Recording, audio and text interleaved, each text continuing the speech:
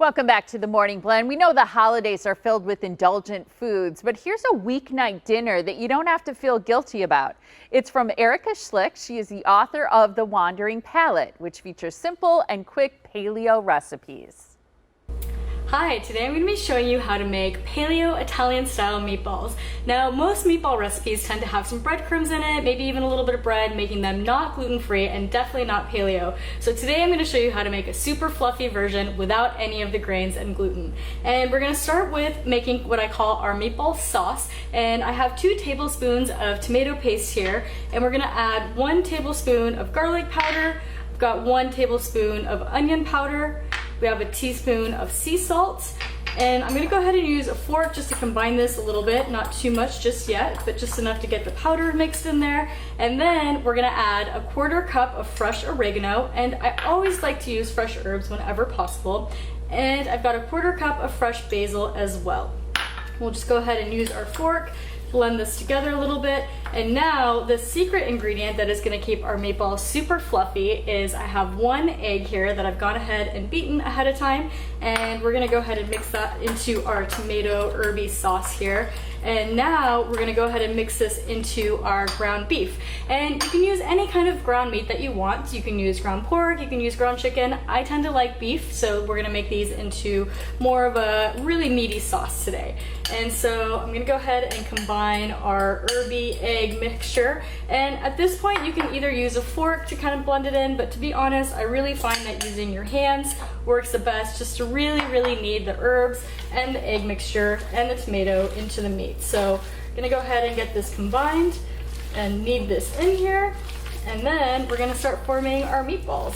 Now, to form the meatballs, you can either use a meatball former if you really want to get them perfect, but what I like to do is divide my meat mixture in half, and then I divide it in half again, and divide it in half again, and that starts to give you very even meatball sizes. So with that proportion, we're gonna get about 8 meatballs, and I'm gonna just go ahead and form them with my hand.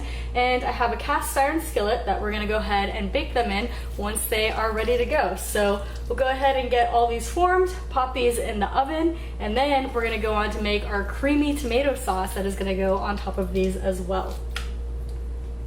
And now that our meatballs are formed, we're going to go ahead and put these in the oven at 350 degrees for about 20 to 25 minutes. And in the meantime, we'll head over to the stovetop and we'll start making our creamy tomato sauce.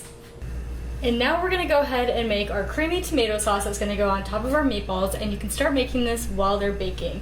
So I have 1 jar of crushed tomatoes, and this is about 18 ounces of tomato, and we're gonna go ahead and add in 1 cup of full fat coconut milk, and we'll go ahead and just give that a quick stir to get that combined to get started. And this is what's gonna be our cream, so this is 100% dairy-free cream sauce.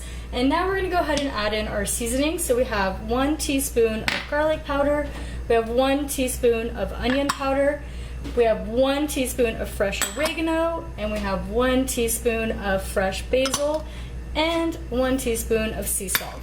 So that's all that's gonna go in this, and we're just gonna go ahead and stir that, make sure it's fully combined in here, and we're just gonna let this sauce simmer for a bit, really let the tomatoes melt in with the coconut milk and get nice and creamy, and let those herbs make this super flavorful.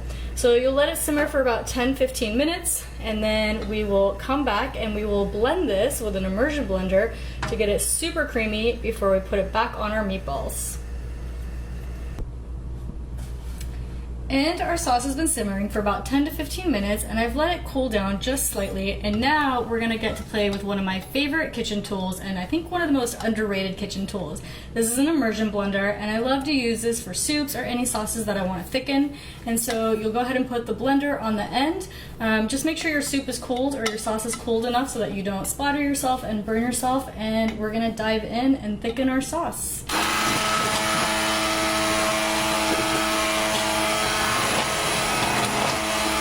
Once we thicken our sauce, we're gonna go ahead and bring our cast iron with our meatballs back over, and we're gonna go ahead and slowly pour our thickened creamy sauce over our meatballs, and then we'll let this simmer one more time. And I like to just do enough just to coat them a little bit, but not completely submerge them.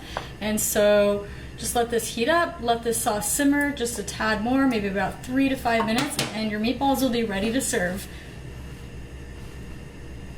And that is it. Our meatballs are ready to enjoy. Now, I like to eat these with a side of zucchini noodles, or you can use your favorite gluten-free or grain-free pasta and serve these over them. You can also keep it super simple and just enjoy the sauce and the meat and do a side of sauteed greens. They work great that way too. I really hope you enjoy the recipe. It's one of my favorite, especially for this fall and winter season.